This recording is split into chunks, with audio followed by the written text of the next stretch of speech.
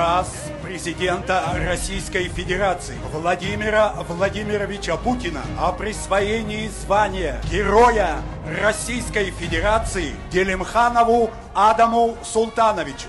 За мужество и героизм, проявленные в ходе специальной военной операции на территории Донецкой Народной Республики, Луганской Народной Республики и Украины.